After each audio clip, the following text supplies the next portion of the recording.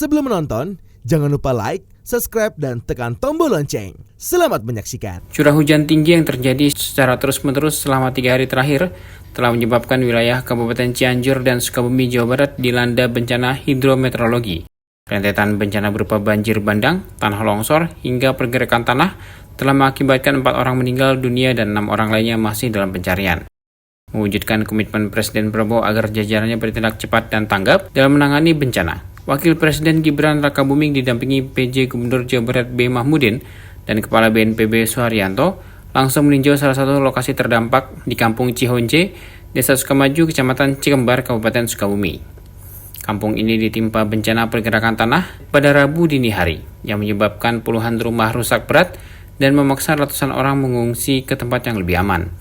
Dalam kunjungannya, Wapres memberikan arahan kepada seluruh pihak terkait agar memastikan pelaksanaan tanggap darurat berjalan lancar, terkoordinasi, dan tepat sasaran, yang menekankan pentingnya penanganan prioritas terhadap para pengungsi, termasuk penyediaan kebutuhan dasar seperti makanan, air bersih, obat-obatan, dan tempat tinggal sementara. Selain itu, Wapres juga meminta Badan Nasional Penanggulangan Bencana dan Badan Penanggulangan Bencana Daerah, serta instansi terkait lainnya untuk mempercepat pemetaan daerah rawan bencana dan mengevakuasi warga yang masih berada di zona bahaya. Wapres juga menginstruksikan agar infrastruktur yang terdampak, seperti akses jalan dan fasilitas umum lainnya, segera diperbaiki untuk memudahkan mobilitas warga dan bantuan.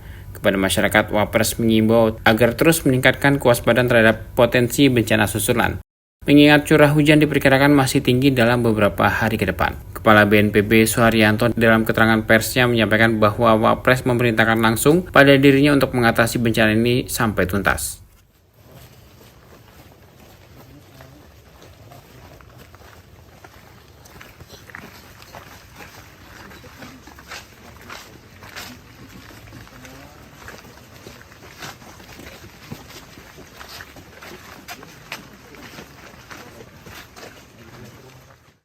Jangan dorong dulu, kasihan licin nanti jatuh ada.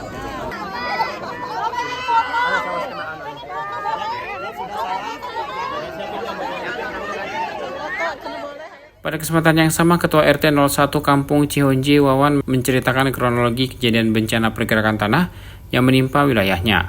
Menurutnya, pergerakan tanah mulanya hanya sejauh 3 cm, namun dalam waktu kurang dari 12 jam terus menjauh hingga lebih dari 1 meter, dan saat ini masih terus bergerak. Saat ini, lanjut Wawan, warga Kampung Cihonje yang terdampak bencana mengharapkan bantuan dari pemerintah, khususnya untuk membangun kembali rumah-rumah yang rusak.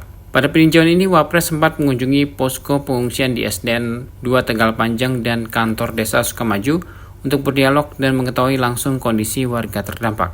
Tidak hanya itu, Wapres juga menyerahkan bantuan paket sembako kepada para pengungsi, serta buku, mainan, dan susu untuk anak-anak.